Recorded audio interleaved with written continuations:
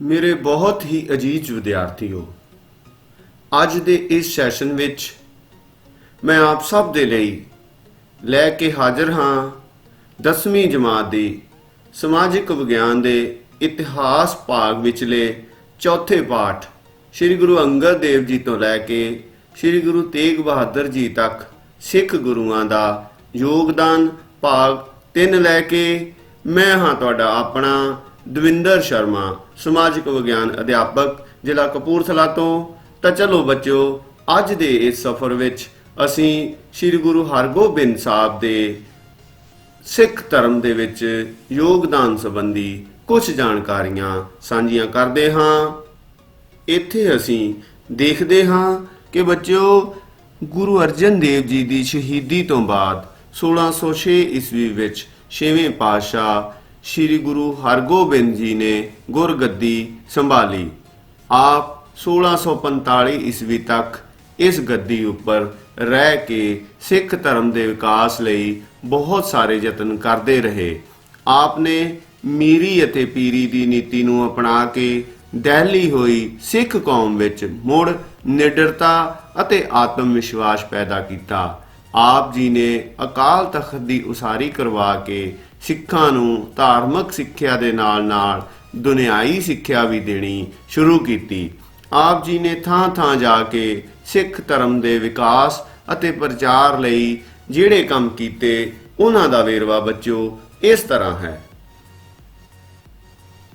ਸਭ ਤੋਂ ਪਹਿਲਾਂ ਬੱਚਿਓ, ਗੁਰੂ ਸਾਹਿਬ ਦੀ ਨਵੀਂ ਨੀਤੀ ਕੀ ਸੀ ਬੱਚਿਓ? ਗੁਰੂ ਸਾਹਿਬ ਨੇ ਮੀਰੀ ਅਤੇ ਪੀਰੀ ਦੀਆਂ 2 ਤਲਵਾਰਾਂ ਧਾਰਨ ਕਰ ਲਈਆਂ। ਬੱਚਿਓ, ਗੁਰੂ ਹਰਗੋਬਿੰਦ ਸਾਹਿਬ ਤੋਂ ਪਹਿਲੇ ਸਾਰੇ ਗੁਰੂਆਂ ਨੇ ਸਿੱਖਾਂ ਦੀ ਕੇਵਲ ਅਧਿਆਤਮਕ ਰਹਿਨੁਮਾਈ ਕੀਤੀ, ਪਰ ਗੁਰੂ ਹਰਗੋਬਿੰਦ ਜੀ ਨੇ ਸਿੱਖਾਂ ਵਿੱਚ ਮੌਕੇ ਦੀ ਨਜ਼ਾਕਤ ਨੂੰ ਸਮਝਦਿਆਂ ਹੋਇਆਂ ਨਿਡਰਤਾ ਅਤੇ ਆਤਮ ਵਿਸ਼ਵਾਸ ਦੀ ਭਾਵਨਾ ਜਗਾਉਣ ਲਈ ਮੀਰੀ ਅਤੇ ਪੀਰੀ 2 ਸ਼ਕਤੀਆਂ ਦੀ ਵਰਤੋਂ ਕਰਨੀ ਸ਼ੁਰੂ ਕਰ ਦਿੱਤੀ। ਮੀਰੀ ਦੀ ਤਲਵਾਰ ਤਾਂ ਉਹਨਾਂ ਨੇ ਸੰਸਾਰਕ ਵਿਸ਼ਿਆਂ ਦੇ ਮਾਮਲਿਆਂ ਵਿੱਚ ਅਗਵਾਈ ਕਰਦੀ ਸੀ ਅਤੇ ਪੀਰੀ ਦੀ ਤਲਵਾਰ ਧਾਰਮਿਕ ਰਹਿਨੁਮਾਈ ਦਾ ਚਿੰਨ੍ਹ ਸੀ। ਸੋ ਇਸ ਤਰ੍ਹਾਂ ਇਸ ਘਟਨਾ ਨੇ ਸਿੱਖ ਇਤਿਹਾਸ ਉੱਤੇ ਡੂੰਘਾ ਪ੍ਰਭਾਵ ਪਾਇਆ। ਇਸ ਤੋਂ ਬਾਅਦ ਬੱਚਿਓ, ਉਹਨਾਂ ਦਾ ਰਾਜਸੀ ਚਿੰਨ੍ਹਾਂ ਨੂੰ ਅਪਣਾਉਣਾ। ਇਹਦੇ ਵਿੱਚ ਬੱਚਿਓ ਅਸੀਂ ਕੀ ਦੇਖਦੇ ਹਾਂ ਕਿ ਗੁਰੂ ਹਰਗੋਬਿੰਦ ਜੀ ਨੇ ਸੇਲੀ, ਜਿਹਨੂੰ ਕਿ ਉਹਨਾਂ ਦੀ ਮਾਲਾ ਕਿਹਾ ਜਾਂਦਾ ਹੈ, ਨੂੰ ਉਤਾਰ ਦਿੱਤਾ ਅਤੇ ਉਸ ਦੀ ਜਗ੍ਹਾ 2 ਤਲਵਾਰਾਂ ਪਹਿਨ ਲਈਆਂ। ਉਹਨਾਂ ਨੇ ਆਪਣੇ ਸੀਸ ਉੱਤੇ ਸ਼ਾਹੀ ਢੰਗ ਨਾਲ ਇੱਕ ਕਲਗੀ ਵੀ ਸਜਾ ਲਈ। ਉਹਨਾਂ ਨੇ ਆਪਣੇ ਨਾਲ 52 ਅੰਗ ਰੱਖਿਅਕ ਵੀ ਰੱਖ ਲਏ, ਜਿਸ ਨਾਲ ਉਹਨਾਂ ਦੇ ਰਾਜਸੀ ਠਾਠ ਵਿੱਚ ਅਥਾਹ ਵਾਧਾ ਹੁੰਦਾ ਹੈ। ਲੋਕ ਉਹਨਾਂ ਨੂੰ ਹੁਣ ਸੱਚੇ ਪਾਤਸ਼ਾਹ ਵੀ ਕਹਿਣ ਲੱਗ ਪਏ ਸਨ। ਇਸ ਤੋਂ ਬਾਅਦ ਹੈ ਬੱਚਿਓ, ਗੁਰੂ ਸਾਹਿਬ ਨੂੰ ਘੋੜਿਆਂ ਅਤੇ ਸ਼ਸਤਰਾਂ ਦੀ ਭੇਟਾ ਹੋਣ ਲੱਗ ਪਈ। ਗੁਰੂ ਹਰਗੋਬਿੰਦ ਜੀ ਨੇ ਆਪਣੇ ਸਿੱਖਾਂ ਅਤੇ ਖਾਸ ਕਰਕੇ ਆਪਣੇ ਮਸੰਦਾਂ ਨੂੰ ਸੁਨੇਹੇ ਭੇਜ ਦਿੱਤੇ ਕਿ ਉਹ ਸਿੱਖਾਂ ਤੋਂ ਹੁਣ ਧਨ ਦੀ ਥਾਂ ਘੋੜਿਆਂ ਅਤੇ ਸ਼ਸਤਰਾਂ ਦੇ ਰੂਪ ਵਿੱਚ ਭੇਟਾਵਾਂ ਪ੍ਰਾਪਤ ਕਰਨੀਆਂ ਸ਼ੁਰੂ ਕਰ ਦੇਣ। ਗੁਰੂ ਸਾਹਿਬ ਦੇ ਹੁਕਮ ਦੀ ਇਨ-ਬਿਨ ਪਾਲਣਾ ਵੀ ਕੀਤੀ ਗਈ, ਜਿਸ ਦੇ ਸਿੱਟੇ ਵਜੋਂ ਕੀ ਹੁੰਦਾ ਹੈ ਕਿ ਗੁਰੂ ਜੀ ਕੋਲ ਵੱਡੀ ਗਿਣਤੀ ਵਿੱਚ ਘੋੜੇ ਅਤੇ ਸ਼ਸਤਰ ਇਕੱਠੇ ਹੋਣ ਲੱਗ ਪੈਂਦੇ ਹਨ, ਜਿਸ ਦੇ ਫਲਸਰੂਪ ਸਿੱਖ ਸੈਨਾ ਦਾ ਨਿਰਮਾਣ ਸੌਖੇ ਢੰਗ ਦੇ ਨਾਲ ਹੁਣ ਕੀਤਾ ਜਾ ਸਕਦਾ ਸੀ। ਸਿੱਖ ਸੈਨਾ ਦਾ ਸੰਗਠਨ ਬੱਚਿਓ, ਜਿਵੇਂ ਅਸੀਂ ਪਹਿਲਾਂ ਪੜ੍ਹ ਚੁੱਕੇ ਹਾਂ ਕਿ ਸ੍ਰੀ ਗੁਰੂ ਹਰਗੋਬਿੰਦ ਜੀ ਦੇ ਕੋਲ 52 ਅੰਗ ਰੱਖਿਅਕ ਸਨ। ਉਹਨਾਂ ਕੋਲ ਮਾਝਾ, ਦੁਆਬਾ ਅਤੇ ਮਾਲਵਾ ਦੇ ਨੌਜਵਾਨਾਂ ਨੇ ਵੀ ਸੇਵਾ ਕਰਨੀ ਪ੍ਰਵਾਨ ਕਰ ਲਈ। ਗੁਰੂ ਜੀ ਨੇ ਉਹਨਾਂ ਨੂੰ ਇੱਕ ਘੋੜਾ ਅਤੇ ਇੱਕ ਸ਼ਸਤਰ ਦੇ ਦਿੱਤਾ। ਗੁਰੂ ਜੀ ਨੇ ਅੱਗੇ 500 ਸਿੱਖਾਂ ਨੂੰ 5 ਜਥਿਆਂ ਵਿੱਚ ਵੰਡ ਦਿੱਤਾ, ਜਿਨ੍ਹਾਂ ਦੇ ਜਥੇਦਾਰ ਸਨ ਭਾਈ ਬਿਧੀ ਚੰਦ ਜੀ, ਪੀਰਾਨਾ, ਜੇਠਾ, ਪੈਰਾ ਅਤੇ ਲੰਗਾ। ਗੁਰੂ ਜੀ ਨੇ ਬਿਨਾਂ ਕਿਸੇ ਭੇਦਭਾਵ ਦੇ, ਬਿਨਾਂ ਕਿਸੇ ਜਾਤੀ ਦੇ ਭੇਦਭਾਵ ਦੇ ਆਪਣੀ ਸੈਨਾ ਵਿੱਚ ਪਠਾਣਾਂ ਨੂੰ ਵੀ ਭਰਤੀ ਕੀਤਾ, ਜਿਸ ਦੀ ਉਦਾਹਰਨ ਹੈ ਸੈਨਾ ਨਾਇਕ ਪੈਂਦਾ ਖਾਂ। ਸੋ ਗੁਰੂ ਜੀ ਦੀ ਸੈਨਾ ਦੇ ਵਿੱਚ ਸਭ ਜਾਤੀਆਂ ਦੇ ਲੋਕ ਭਰਤੀ ਹੋਏ ਸਨ। ਇਸ ਤੋਂ ਬਾਅਦ ਹੈ ਬੱਚਿਓ ਗੁਰੂ ਸਾਹਿਬ ਦੇ ਰੋਜ਼ਾਨਾ ਜੀਵਨ ਵਿੱਚ ਪਰਿਵਰਤਨ। ਗੁਰੂ ਹਰਗੋਬਿੰਦ ਜੀ ਪ੍ਰਭਾਤ ਵੇਲੇ ਉੱਠਦੇ ਸਨ। ਉਹ ਇਸ਼ਨਾਨ ਕਰਦੇ ਅਤੇ ਸ਼ਾਹੀ ਢੰਗ ਨਾਲ ਸਜ ਕੇ ਲੰਗਰ ਵਿੱਚ ਜਾਂਦੇ, ਜਿੱਥੇ ਉਹਨਾਂ ਦੀ ਦੇਖ-ਰੇਖ ਵਿੱਚ ਸਾਰੇ ਸੈਨਿਕਾਂ ਅਤੇ ਸਿੱਖਾਂ ਨੂੰ ਲੰਗਰ ਛਕਾਇਆ ਜਾਂਦਾ ਸੀ। ਭੋਜਨ ਤੋਂ ਬਾਅਦ ਗੁਰੂ ਜੀ ਥੋੜ੍ਹੇ ਸਮੇਂ ਲਈ ਆਰਾਮ ਵੀ ਕਰਦੇ ਸਨ। ਉਸ ਪਿੱਛੋਂ ਉਹ ਆਪਣੇ ਸੇਵਕਾਂ, ਸ਼ਿਕਾਰੀ ਕੁੱਤਿਆਂ ਅਤੇ ਬਾਜ ਨੂੰ ਨਾਲ ਲੈ ਕੇ ਸ਼ਿਕਾਰ ਨੂੰ ਜਾਂਦੇ ਸਨ। ਉਹਨਾਂ ਨੇ ਸਿੱਖਾਂ ਵਿੱਚ ਨਵਾਂ ਉਤਸ਼ਾਹ ਭਰਨ ਲਈ ਆਪਣੇ ਦਰਬਾਰ ਦੇ ਅਬਦੁਲ ਅਤੇ ਨੱਥਾਮਲ ਢਾਡੀਆਂ ਨੂੰ ਵੀਰ ਰਸ ਦੀਆਂ ਵਾਰਾਂ ਗਾਉਣ ਲਈ ਲਾਇਆ। ਗੁਰੂ ਸਾਹਿਬ ਨੇ ਇੱਕ ਵਿਸ਼ੇਸ਼ ਸੰਗੀਤ ਮੰਡਲੀ ਦੀ ਵੀ ਸਥਾਪਨਾ ਕੀਤੀ, ਜੋ ਕਿ ਰਾਤ ਨੂੰ ਢੋਲਕ ਦੀ ਧੁਨ ਵਜਾ ਕੇ ਅਤੇ ਮਸ਼ਾਲਾਂ ਦੀ ਰੋਸ਼ਨੀ ਦੇ ਨਾਲ ਹਰਿਮੰਦਰ ਸਾਹਿਬ ਦੀ ਪਰਿਕਰਮਾ ਕਰਦੀ ਹੋਈ ਉੱਚੇ ਉੱਚੀ ਸੁਰ ਵਿੱਚ ਜੋਸ਼ੀਲੇ ਸ਼ਬਦ ਗਾਉਂਦੀ ਹੁੰਦੀ ਸੀ। ਔਰ ਸਭ ਤੋਂ ਇੰਪੋਰਟੈਂਟ ਪੁਆਇੰਟ ਬੱਚਿਓ, ਅਕਾਲ ਤਖਤ ਸਾਹਿਬ ਦੀ ਉਸਾਰੀ ਕਰਵਾਉਣੀ। ਗੁਰੂ ਹਰਗੋਬਿੰਦ ਜੀ ਨੇ ਹਰਿਮੰਦਰ ਸਾਹਿਬ ਦੇ ਸਾਹਮਣੇ ਪੱਛਮ ਦਿਸ਼ਾ ਵੱਲ ਅਕਾਲ ਤਖਤ ਸਾਹਿਬ ਦੀ ਉਸਾਰੀ ਕਰਵਾਈ, ਜਿਸ ਦੇ ਅੰਦਰ ਲਗਭਗ 12 ਫੁੱਟ ਉੱਚਾ ਇੱਕ ਥੜਾ ਵੀ ਬਣਾਇਆ ਗਿਆ, ਜੋ ਰਾਜਿਆਂ ਮਹਾਰਾਜਿਆਂ ਦੇ ਤਖਤ ਵਰਗਾ ਸੀ। ਹਰਿਮੰਦਰ ਸਾਹਿਬ ਵਿੱਚ ਗੁਰੂ ਜੀ ਧਾਰਮਿਕ ਸਿੱਖਿਆ ਦਿੰਦੇ ਸਨ ਅਤੇ ਉਸ ਥੜੇ ਉੱਪਰ ਬੈਠ ਕੇ ਉਹ ਆਪਣੇ ਸਿੱਖਾਂ ਨੂੰ ਰਾਜਨੀਤਿਕ ਸਿੱਖਿਆ ਵੀ ਦਿੰਦੇ ਸਨ। ਬੱਚਿਓ, ਗੁਰੂ ਜੀ ਉੱਥੇ ਆਪਣੇ ਸੈਨਿਕਾਂ ਨੂੰ ਸ਼ਸਤਰ ਵੀ ਵੰਡਦੇ ਸਨ ਅਤੇ ਢਾਡੀਆਂ ਤੋਂ ਵੀਰ ਰਸ ਦੀਆਂ ਜੋਸ਼ੀਲੀਆਂ ਵਾਰਾਂ ਅਤੇ ਗੀਤ ਵੀ ਸੁਣਵਾਉਂਦੇ ਸਨ। ਇੱਥੇ ਹੀ ਉਹ ਆਪਣੇ ਸਿੱਖਾਂ ਨੂੰ ਇਨਾਮ ਵੀ ਦਿੰਦੇ ਸਨ ਅਤੇ ਸਜ਼ਾਵਾਂ ਵੀ। ਅਕਾਲ ਤਖਤ ਦੇ ਨੇੜੇ ਹੀ ਉਹਨਾਂ ਨੇ ਇੱਕ ਅਖਾੜੇ ਵਿੱਚ ਸਿੱਖਾਂ ਨੂੰ ਕਸਰਤ ਕਰਨ ਲਈ ਪ੍ਰੇਰਿਆ। ਇਸ ਲਈ ਅਕਾਲ ਤਖਤ ਦਾ ਨਿਰਮਾਣ ਮੁਗਲ ਬਾਦਸ਼ਾਹਾਂ ਦੀ ਸ਼ਕਤੀ ਨੂੰ ਇੱਕ ਵੰਗਾਰ ਦਾ ਪ੍ਰਤੀਕ ਬਣ ਗਿਆ ਸੀ। ਇਸ ਤੋਂ ਬਾਅਦ ਹੈ ਬੱਚਿਓ ਅੰਮ੍ਰਿਤਸਰ ਦੀ ਕਿਲ੍ਹਾਬੰਦੀ ਕਰਵਾਉਣਾ। ਗੁਰੂ ਹਰਗੋਬਿੰਦ ਸਾਹਿਬ ਨੇ ਅੰਮ੍ਰਿਤਸਰ ਦੀ ਰੱਖਿਆ ਲਈ ਉਸ ਦੇ ਚਾਰੇ ਪਾਸੇ ਇੱਕ ਕੰਧ ਦੀ ਉਸਾਰੀ ਵੀ ਕਰਵਾ ਦਿੱਤੀ। ਉਹਨਾਂ ਨੇ ਸ਼ਹਿਰ ਵਿੱਚ ਲੋਹਗੜ੍ਹ ਨਾਮੀ ਕਿਲੇ ਦਾ ਨਿਰਮਾਣ ਵੀ ਕਰਵਾਇਆ। ਉਸ ਕਿਲੇ ਵਿੱਚ ਲੋੜ ਅਨੁਸਾਰ ਸੈਨਿਕ ਸਮਾਨ ਵੀ ਰੱਖਿਆ ਗਿਆ। ਇਸ ਤਰ੍ਹਾਂ ਗੁਰੂ ਸਾਹਿਬ ਦੇ ਉਪਰੋਕਤ ਕੰਮਾਂ ਕਰਕੇ ਹੀ ਗੁਰੂ ਅਰਜਨ ਦੇਵ ਜੀ ਦੀ ਸ਼ਹੀਦੀ ਤੋਂ ਬਾਅਦ ਨਿਰਾਸ਼ ਹੋਏ ਸਿੱਖਾਂ ਨੂੰ ਪੁਨਰ ਜੀਵਨ ਪ੍ਰਾਪਤ ਹੋ ਗਿਆ।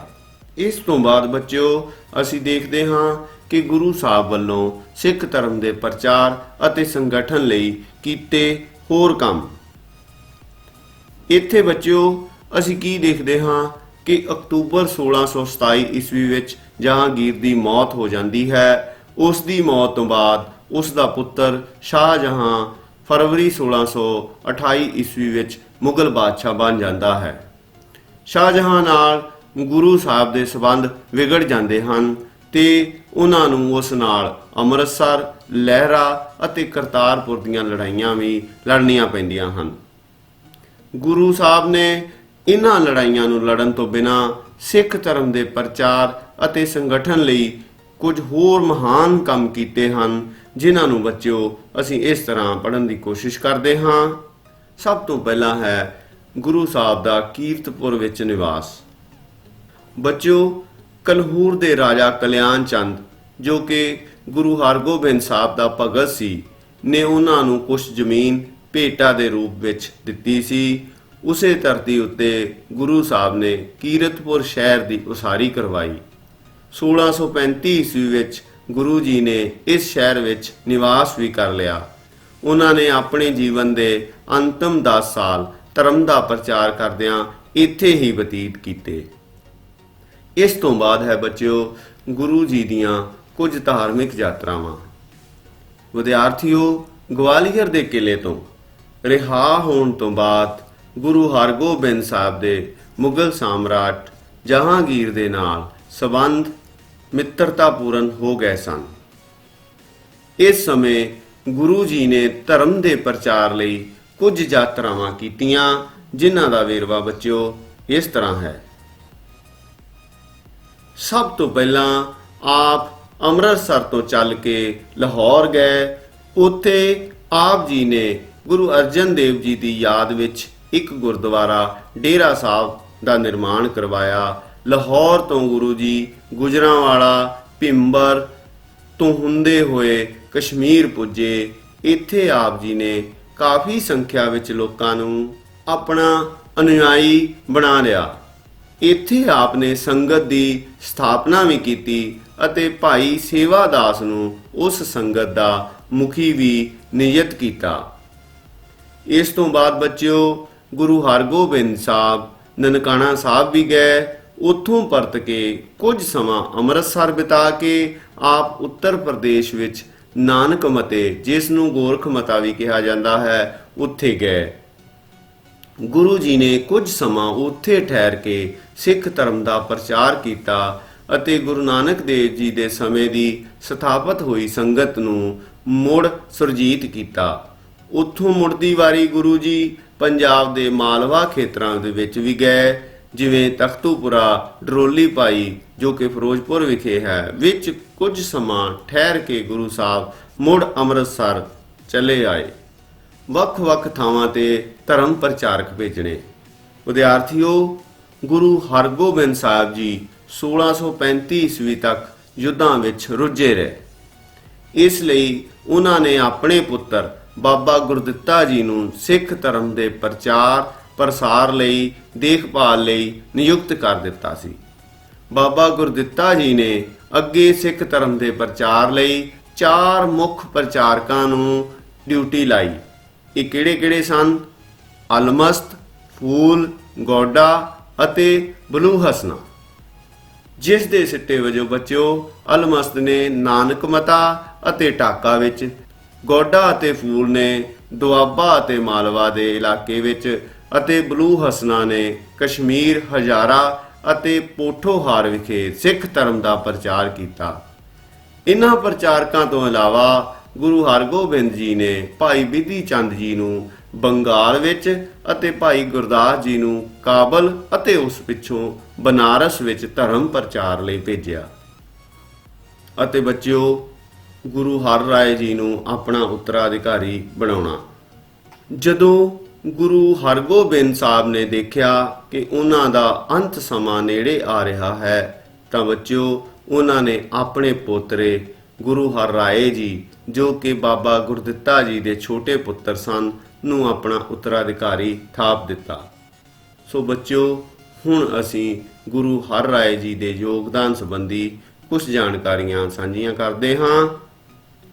ਇੱਥੇ ਬੱਚਿਓ ਅਸੀਂ ਕੀ ਦੇਖਦੇ ਹਾਂ ਕਿ ਗੁਰੂ ਹਰਗੋਬਿੰਦ ਜੀ ਦੇ ਜੋਤੀ ਜੋਤ ਸਮਾਉਣ ਤੋਂ ਬਾਅਦ 7ਵੇਂ ਗੁਰੂ ਹਰ ਰਾਏ ਜੀ ਨੇ ਗੁਰਗੱਦੀ ਸੰਭਾਲ ਲਈ।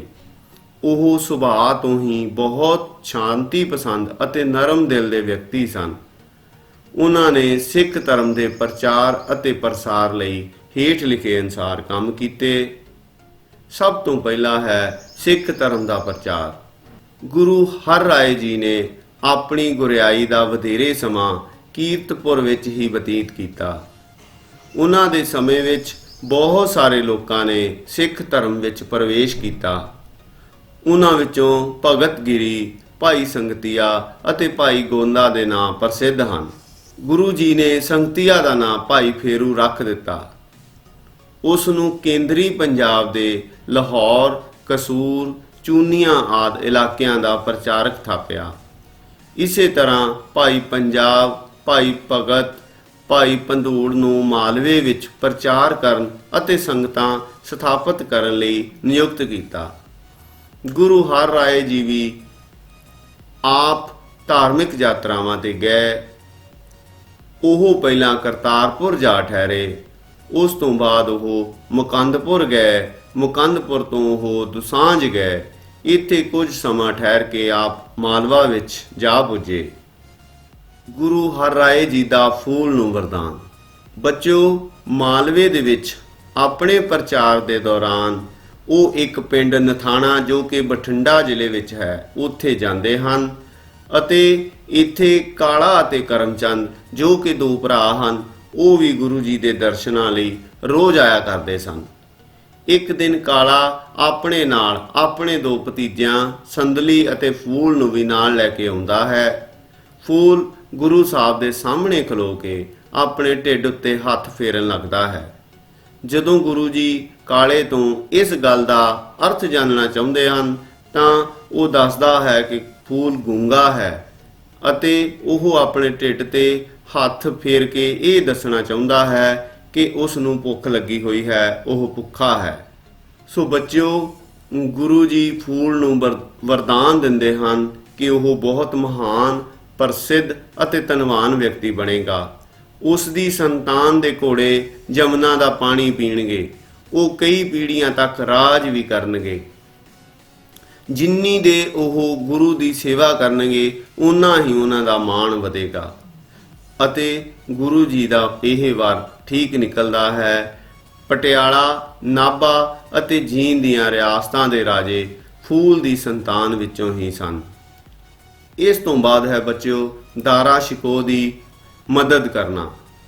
1658 ਈਸਵੀ ਵਿੱਚ ਮੁਗਲ ਬਾਦਸ਼ਾਹ ਸ਼ਾਹਜਹਾਂ ਦੇ ਪੁੱਤਰਾਂ ਦੇ ਵਿਚਕਾਰ ਰਾਜ ਗੱਦੀ ਲਈ ਯੁੱਧ ਛਿੜ ਜਾਂਦਾ ਹੈ ਅਤੇ ਇਸ ਯੁੱਧ ਵਿੱਚ ਔਰੰਗਜ਼ੇਬ ਜੇਤੂ ਹੁੰਦਾ ਹੈ। ਸ਼ਾਮੂਗੜ੍ਹ ਦੇ ਯੁੱਧ ਵਿੱਚ ਹਾਰ ਖਾਣ ਤੋਂ ਬਾਅਦ ਦਾਰਾ ਸ਼ਿਕੋਹ ਪੰਜਾਬ ਵੱਲ ਨੂੰ ਦੌੜ ਆਉਂਦਾ ਹੈ। ਉਸ ਦੇ ਗੁਰੂ ਹਰਿਰਾਏ ਸਾਹਿਬ ਦੇ ਨਾਲ ਮਿੱਤਰਤਾਪੂਰਨ ਸੰਬੰਧ ਸਨ, ਕਿਉਂਕਿ ਦਾਰਾ ਸ਼ਿਕੋਹ ਆਪ ਵੀ ਇੱਕ ਉਦਾਰ ਅਤੇ ਧਾਰਮਿਕ ਵਿਚਾਰਾਂ ਵਾਲਾ ਇਨਸਾਨ ਸੀ। ਇਸ ਲਈ ਉਹ ਪਹਿਲਾਂ ਵੀ ਕਈ ਵਾਰ ਗੁਰੂ ਸਾਹਿਬ ਦੇ ਦਰਸ਼ਨਾਂ ਲਈ ਆਇਆ ਸੀ। ਹਾਰ ਜਾਣ ਮਗਰੋਂ ਉਹ ਦੁਬਾਰਾ ਫਿਰ ਗੁਰੂ ਹਰਿਰਾਏ ਜੀ ਕੋਲ ਸਹਾਇਤਾ ਲਈ ਮਿਲਦਾ ਹੈ ਅਤੇ ਗੁਰੂ ਜੀ ਉਸ ਨੂੰ ਸ਼ੁਭ ਇਸ਼ਾਵਾਂ ਦਿੰਦੇ ਹਨ। ਇਸ ਤੋਂ ਬਾਅਦ ਹੈ ਬੱਚਿਓ ਔਰੰਗਜ਼ੇਬ ਦਾ ਗੁਰੂ ਸਾਹਿਬ ਨੂੰ ਦਿੱਲੀ ਬੁਲਾਉਣਾ। ਰਾਜ ਗੱਦੀ ਸੰਭਾਲਣ ਤੋਂ ਬਾਅਦ ਦਿੱਲੀ ਦਾ ਬਾਦਸ਼ਾਹ ਔਰੰਗਜ਼ੇਬ ਗੁਰੂ ਸਾਹਿਬ ਨੂੰ ਦਿੱਲੀ ਬੁਲਾਉਂਦਾ ਹੈ। ਇੱਕ ਤਾਂ ਉਹ ਗੁਰੂ ਜੀ ਨੂੰ ਉਹਨਾਂ ਵੱਲੋਂ ਦਾਰਾ ਸ਼ਿਕੋਹ ਨੂੰ ਦਿੱਤੀ ਗਈ ਸਹਾਇਤਾ ਬਾਰੇ ਪੁੱਛਣਾ ਚਾਹੁੰਦਾ ਸੀ। ਦੂਸਰਾ ਉਹ ਗੁਰੂ ਜੀ ਤੋਂ ਇਹ ਵੀ ਪੁੱਛਣਾ ਚਾਹੁੰਦਾ ਸੀ ਕਿ ਕਿਧਰੇ ਸਿੱਖ ਧਰਮ ਮੁਸਲਿਮ ਧਰਮ ਦੇ ਖਿਲਾਫ ਤਾਂ ਨਹੀਂ ਹੈ। ਗੁਰੂ ਜੀ ਦਿੱਲੀ ਵਿਖੇ ਆਪ ਜਾਣ ਦੀ ਥਾਂ ਆਪਣੇ ਵੱਡੇ ਪੁੱਤਰ, ਜਿਸ ਦੀ ਉਮਰ ਲਗਭਗ 14-15 ਸਾਲ ਹੈ, ਰਾਮ ਰਾਏ ਜੀ ਨੂੰ ਦਿੱਲੀ ਭੇਜ ਦਿੰਦੇ ਹਨ। ਔਰੰਗਜ਼ੇਬ ਉਸ ਕੋਲੋਂ ਆਸਾ ਦੀ ਵਾਰ ਵਿੱਚ ਦਿੱਤੇ ਗਏ ਸ਼ਲੋਕ ਮਿੱਟੀ ਮੁਸਲਮਾਨ ਕੀ ਪੇੜੇ ਪਈ ਕੁਮਿਆਰ ਘੜ ਭਾਂਡੇ ਇੱਟਾ ਕੀਆ ਜਲਦੀ ਕਰੇ ਪੁਕਾਰ ਬਾਰੇ ਮੁਸਲਮਾਨ ਸ਼ਬਦ ਦਾ ਸਪਸ਼ਟੀਕਰਨ ਮੰਗਦਾ ਹੈ। ਰਾਮ ਰਾਏ ਜੀ ਕਾਫੀ ਹਾਜ਼ਰ ਜਵਾਬ ਸਨ। ਉਹ ਜਵਾਬ ਦਿੰਦੇ ਹਨ ਕਿ ਇਸ ਸ਼ਲੋਕ ਵਿੱਚ ਮੁਸਲਮਾਨ ਸ਼ਬਦ ਗਲਤੀ ਨਾਲ ਲਿਖਿਆ ਗਿਆ ਹੈ, ਇਸ ਦੀ ਥਾਂ ਤੇ ਅਸਲੀ ਸ਼ਬਦ ਬੇਈਮਾਨ ਹੈ। ਇਸ ਉੱਤਰ ਨਾਲ ਮੁਗਲ ਸਮਰਾਟ ਔਰੰਗਜ਼ੇਬ ਦੀ ਤਾਂ ਤਸੱਲੀ ਹੋ ਜਾਂਦੀ ਹੈ, ਪਰ ਜਦੋਂ ਗੁਰੂ ਹਰਿਰਾਏ ਜੀ ਨੂੰ ਇਸ ਬਾਰੇ ਪਤਾ ਲੱਗਦਾ ਹੈ ਤਾਂ ਉਹ ਬਹੁਤ ਦੁਖੀ ਹੁੰਦੇ ਹਨ ਅਤੇ ਬੱਚਿਓ ਆਪਣੇ ਉੱਤਰਾਧਿਕਾਰੀ ਦੀ ਨਿਯੁਕਤੀ ਕਰਨਾ, ਕਿਉਂਕਿ ਰਾਮ ਰਾਏ ਜੀ ਨੇ ਔਰੰਗਜ਼ੇਬ ਅੱਗੇ ਗੁਰੂ ਨਾਨਕ ਦੇਵ ਜੀ ਦੀ ਬਾਣੀ ਬਦਲ ਕੇ ਕਾਇਰਤਾ ਦਿਖਾਈ ਸੀ, ਨਿਰਾਦਰ ਕੀਤਾ ਸੀ। ਇਸ ਲਈ ਗੁਰੂ ਹਰਿਰਾਏ ਜੀ ਉਸ ਨਾਲ ਨਾਰਾਜ਼ ਹੋ ਜਾਂਦੇ ਹਨ ਅਤੇ ਰਾਮ ਰਾਏ, ਜੋ ਕਿ ਕੀਰਤਪੁਰ ਪਹੁੰਚ ਕੇ ਗੁਰੂ ਜੀ ਤੋਂ ਭਾਵੇਂ ਮਾਫੀ ਵੀ ਮੰਗਦਾ ਹੈ, ਪਰ ਗੁਰੂ ਹਰਿਰਾਏ ਜੀ ਖੁਸ਼ ਨਹੀਂ ਹੁੰਦੇ ਹਨ ਅਤੇ ਇਸ ਘਟਨਾ ਤੋਂ ਬਾਅਦ ਉਹ ਆਪਣੇ 5 ਸਾਲਾਂ ਦੇ ਪੁੱਤਰ ਹਰਿਕ੍ਰਿਸ਼ਨ ਜੀ ਨੂੰ ਆਪਣਾ ਉੱਤਰਾਧਿਕਾਰੀ ਥਾਪ ਦਿੰਦੇ ਹਨ। ਹੁਣ ਅਸੀਂ ਸ੍ਰੀ ਗੁਰੂ ਹਰਿਕ੍ਰਿਸ਼ਨ ਜੀ ਸੰਬੰਧੀ ਕੁਝ ਜਾਣਕਾਰੀਆਂ ਪ੍ਰਾਪਤ ਕਰਦੇ ਹਾਂ। ਬੱਚਿਓ, ਸ੍ਰੀ ਗੁਰੂ ਹਰਿਕ੍ਰਿਸ਼ਨ ਜੀ ਨੂੰ ਬਾਲ ਗੁਰੂ ਜਾਂ ਫਿਰ ਬਾਲਾ ਪ੍ਰੀਤਮ ਦੇ ਨਾਂ ਨਾਲ ਵੀ ਜਾਣਿਆ ਜਾਂਦਾ ਹੈ। ਆਪ ਗੁਰੂ ਨਾਨਕ ਦੇਵ ਜੀ ਦੁਆਰਾ ਚਲਾਏ ਗਏ ਸਿੱਖ ਪੰਥ ਦੇ 8ਵੇਂ ਗੁਰੂ ਸਨ। ਆਪ ਜੀ ਨੂੰ 5 ਸਾਲ ਦੀ ਉਮਰ ਵਿੱਚ ਗੁਰਿਆਈ ਮਿਲੀ ਅਤੇ 8 ਸਾਲ ਦੀ ਉਮਰ ਵਿੱਚ ਆਪ ਜੋਤੀ ਜੋਤ ਸਮਾ ਗਏ। ਆਪ ਜੀ ਨੇ ਆਪਣੀ ਬਾਲ ਗੁਰਿਆਈ ਦੇ 3 ਸਾਲ ਦੇ ਸਮੇਂ ਵਿੱਚ ਜਿਸ ਸੂਝ-ਬੂਝ, ਸਿਆਣਪ, ਦ੍ਰਿੜਤਾ ਅਤੇ ਦਲੇਰੀ ਨਾਲ ਸਿੱਖ ਪੰਥ ਦੀ ਅਗਵਾਈ ਕੀਤੀ, ਉਹ ਆਪਣੀ ਮਿਸਾਲ ਆਪ ਸੀ ਤੇ ਆਪ ਨੇ ਇਹ ਦੱਸ ਦਿੱਤਾ ਕਿ ਉਮਰ, ਬੁੱਧੀਮਾਨਤਾ ਤੇ ਆਤਮ ਗਿਆਨ ਵਿੱਚ ਕੋਈ ਬਾਧਾ ਨਹੀਂ ਹੁੰਦੀ। ਆਪ ਜੀ ਦਾ ਜਨਮ 7 ਜੁਲਾਈ 1656 ਈਸਵੀ ਨੂੰ ਕੀਰਤਪੁਰ ਸਾਹਿਬ ਵਿਖੇ ਪਿਤਾ ਸ੍ਰੀ ਗੁਰੂ ਹਰਿਰਾਏ ਜੀ ਦੇ ਘਰ ਮਾਤਾ ਕ੍ਰਿਸ਼ਨ ਕੌਰ ਜੀ ਦੀ ਕੁੱਖੋਂ ਹੋਇਆ। ਰਾਮ ਰਾਏ ਜੀ ਆਪ ਜੀ ਦੇ ਵੱਡੇ ਭਰਾ ਸਨ। ਗੁਰੂ ਹਰਿਰਾਏ ਜੀ ਨੇ ਅਕਤੂਬਰ 1661 ਈਸਵੀ ਵਿੱਚ ਆਪ ਜੀ ਨੂੰ ਯੋਗਤਾ ਦੇ ਆਧਾਰ ਤੇ ਗੁਰਗੱਦੀ ਬਖਸ਼ ਦਿੱਤੀ। ਭਾਵੇਂ ਕਿ ਆਪ ਜੀ ਦੇ ਵੱਡੇ ਭਰਾ ਰਾਮ ਰਾਏ ਬੜੇ ਚਤੁਰ, ਨੀਤੀ ਨਿਪੁੰਨ ਤੇ ਸਿੱਖ ਸੰਗਤਾਂ ਅਤੇ ਮਸੰਦਾਂ ਵਿੱਚ ਸਤਿਕਾਰ ਦੀ ਨਿਗਾਹ ਨਾਲ ਵੇਖੇ ਜਾਂਦੇ ਸਨ। ਅਤੇ ਜਦ ਔਰੰਗਜ਼ੇਬ ਨੇ ਗੁਰੂ ਹਰਿਰਾਏ ਜੀ ਨੂੰ ਦਿੱਲੀ ਬੁਲਾਇਆ ਸੀ ਤਾਂ ਗੁਰੂ ਜੀ ਨੇ ਆਪਣੀ ਥਾਂ ਰਾਮ ਰਾਏ ਨੂੰ ਗੁਰਮਤਿ ਦੇ ਸਿਧਾਂਤ ਸਪਸ਼ਟ ਕਰਨ ਲਈ ਭੇਜਿਆ ਸੀ। ਰਾਮ ਰਾਏ ਨੇ ਪਹਿਲਾਂ ਤਾਂ ਬਾਦਸ਼ਾਹ ਔਰੰਗਜ਼ੇਬ ਨੂੰ ਆਪਣੀ ਪ੍ਰਤਿਭਾ ਨਾਲ ਬਹੁਤ ਪ੍ਰਭਾਵਿਤ ਕੀਤਾ ਤੇ ਬਾਅਦ ਦੇ ਵਿੱਚ ਕਰਾਮਾਤਾਂ ਵੀ ਵਿਖਾਈਆਂ।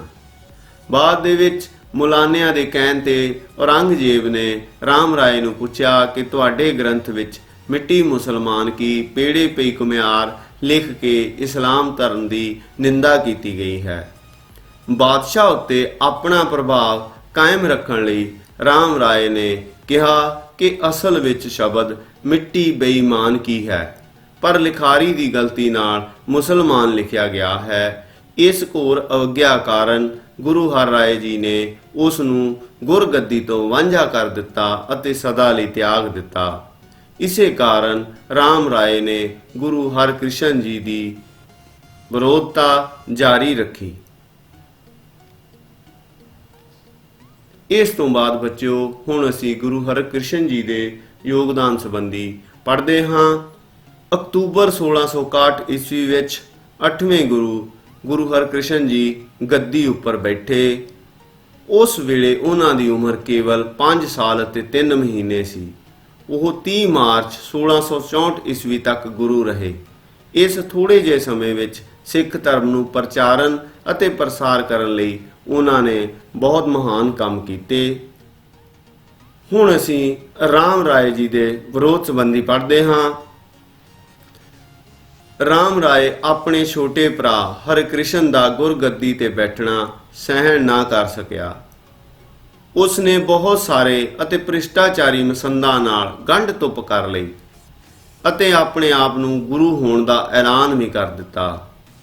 ਪਰ ਸਿੱਖਾਂ ਨੇ ਰਾਮ ਰਾਏ ਨੂੰ ਗੁਰੂ ਮੰਨਣ ਤੋਂ ਇਨਕਾਰ ਕਰ ਦਿੱਤਾ, ਕਿਉਂਕਿ ਇਸ ਸਮੇਂ ਗੁਰੂ ਹਰਿਕ੍ਰਿਸ਼ਨ ਜੀ ਗੁਰੂ ਦੇ ਆਦੇਸ਼ ਅਨੁਸਾਰ ਸਿੱਖ ਧਰਮ ਦਾ ਪ੍ਰਚਾਰ ਅਤੇ ਪ੍ਰਸਾਰ ਕਰ ਰਹੇ ਸਨ।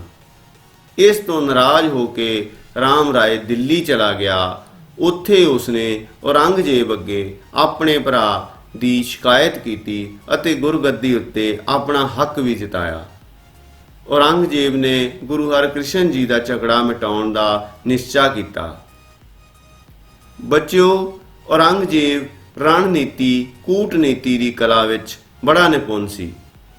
ਉਹ ਦੋਹਾਂ ਭਰਾਵਾਂ ਦੀ ਅਣਬਣ ਦਾ ਲੜਾਈ ਦਾ ਪੂਰਾ ਲਾਭ ਉਠਾਉਣਾ ਚਾਹੁੰਦਾ ਸੀ। ਇਸ ਲਈ ਉਸਨੇ ਗੁਰੂ ਹਰਿਕ੍ਰਿਸ਼ਨ ਜੀ ਨੂੰ ਦਿੱਲੀ ਪੁੱਜਣ ਲਈ ਸੰਦੇਸ਼ ਭੇਜਿਆ।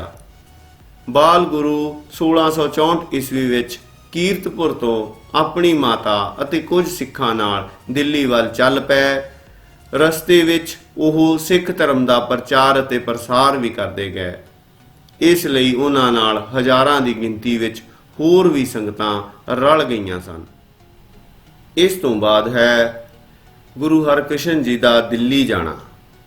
ਰਸਤੇ ਵਿੱਚ ਸਿੱਖ ਧਰਮ ਦਾ ਪ੍ਰਚਾਰ ਕਰਦੇ ਹੋਏ ਗੁਰੂ ਸਾਹਿਬ ਦਿੱਲੀ ਪਹੁੰਚ ਜਾਂਦੇ ਹਨ।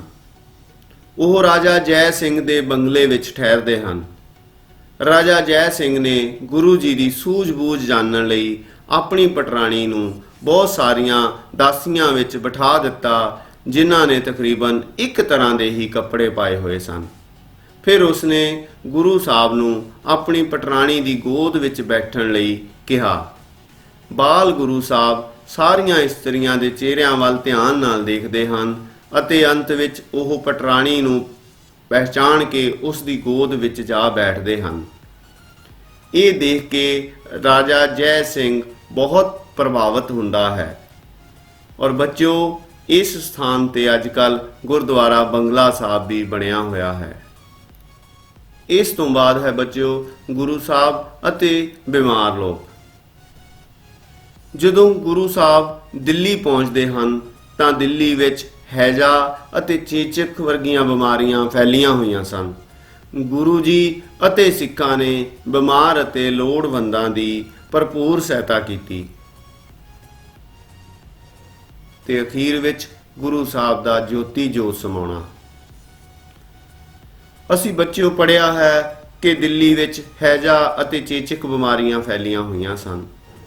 ਸੋ ਦਿੱਲੀ ਦੇ ਨਿਵਾਸ ਸਮੇਂ ਹੀ ਗੁਰੂ ਸਾਹਿਬ ਨੂੰ ਵੀ ਚੇਚਕ ਨਿਕਲ ਆਉਂਦੀ ਹੈ ਤੇ ਉਹਨਾਂ ਨੂੰ ਤੇਜ਼ ਬੁਖਾਰ ਹੋਣ ਨਾਲ ਉਹ ਸਵਰਗਵਾਸ ਹੋ ਜਾਂਦੇ ਹਨ।